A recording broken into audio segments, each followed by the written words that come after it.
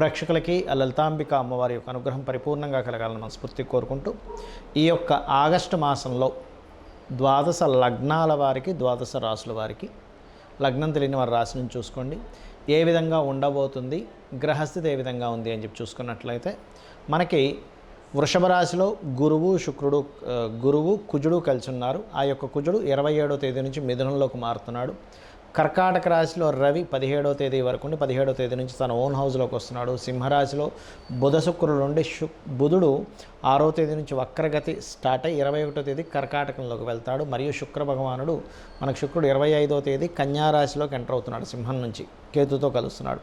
So సింహంలో Ketu శుక్రులు 25వ తేదీ నుంచి ఉంటారు. మరియు అదేవిధంగా మీనంలో రాహువు, వక్రించినటువంటి శని మనకి కుంభరాశిలో ఉన్నాడు.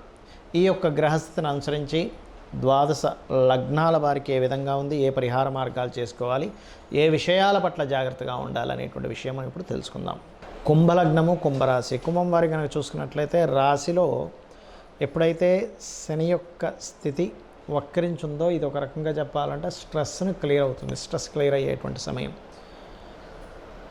Construction, real estate, counselling related, consultancy related మూలంగా ధనయోగాలు, మీడియేటింగ్ ద్వారా ధనయోగాలు చూపిస్తుంది. కష్టపడి మీరు స్వయం కృషితో ప్రాపర్టీ యోగాన్ని పొందనున్నారు, అందులో ఎటువంటి సందేహం లేదు. అలాగే ఈ పంచమాధిపతి ఎప్పుడైతే ఈ సప్తమ స్థానంలో ఉంటూ వక్రించాడో 6వ తేదీ నుంచి 21వ తేదీ క్రమంలో 21వ తేదీకి మనకి కర్కాటకంలోకి వచ్చేస్తున్నాడో ఇది కొంచెం బంధువర్గాల మూలంగా తల్లిగారితో కొంత వాగ్వివాదాలు, మిస్కమ్యూనికేషన్స్ చూపిస్తున్నాయి. అయితే ఇక్కడ ఉద్యోగ అవకాశాలు ముఖ్యంగా ఈ మాసం మీకు ఎప్పుడైతే రవి కర్కాటక సింహరాశుల్లో సంచరిస్తున్నాడో 6వ స్థానం అంటే డైలీ లైఫ్ ఉద్యోగ సంబంధించినవి సంచరిస్తున్నాడో ఇక్కడ ఉద్యోగ అవకాశాలు ముఖ్యంగా కుంభలగ్నం వారి, కుంభరాశి వారికి గవర్నమెంట్ జాబ్స్ కోసం లేదా గవర్నమెంట్ అండర్టేకింగ్ లేదా మెడికల్ రంగాల్లో ఉండేటువంటి వారికి ఆరోగ్యానికి సంబంధించినవి ఏవైతే ఉద్యోగ అవకాశాలు ఉంటాయో మరియు బ్యాంకింగ్ రంగాలకు సంబంధించినవి, టీచింగ్ రంగాలకు సంబంధించిన ఉద్యోగ అవకాశాలు ఉంటాయో వాటికి సంబంధించిన కోర్సెస్ కానీ వాటికి సంబంధించిన ఉద్యోగ అవకాశాలు కానీ ఉద్యోగ ప్రయత్నాలు కానీ సక్సెస్ అయి తీరుతాయి, అందులో ఎటువంటి సందేహం లేదు. కాకపోతే పూర్వీకుల ఆస్తులకు సంబంధించిన విషయంలో 25వ తేదీ నుంచి కొంత డిస్ప్యూట్స్ వచ్చేటువంటి ఛాన్సెస్ కనిపిస్తున్నాయి. కాకపోతే గతంలో ఉన్నటువంటి స్ట్రెస్ మాత్రం ఖచ్చితంగా శని వక్రగతి వల్ల తగ్గుతుంది, అందులో ఎటువంటి సందేహం లేదు.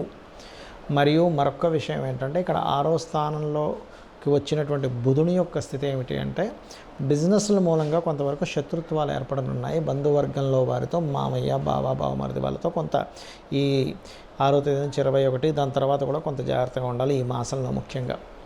అలాగే మరొక విషయం ఏంటంటే మీరు ఏదైనా బిజినెస్ చేద్దాం అనుకున్నట్లయితే ఆ బిజినెస్కి ఎవరైనా గవర్నమెంట్ వాళ్ళు మీకు కొంతవరకు వారు పార్ట్నర్స్గా రావడానికి అనుకూలమైనటువంటి స్థితి స్పష్టంగా గోచరిస్తుంది. అయితే ఏదైనా ప్రయోగాలు లేనట్లయితే ఏమైనా చూడండి, ఒక్కోసారి మనం రీసెర్చెస్ చేస్తూ ఉంటాం. ఇటువంటివి 25వ తేదీ నుంచి కొంత చూసుకోవాలి. ఇటువంటివి ఏవైనా సరే చేసేటప్పుడు అతి ముఖ్యంగా గుర్తుపెట్టుకోండి. ఇక మీరు చేయవలసినటువంటి దేవత ఆరాధన ఏమిటి అని చెప్పి చూసుకున్నట్లయితే నిత్యము విష్ణు సహస్రనామాల యొక్క శ్రవణం చేస్తూ ఉండండి.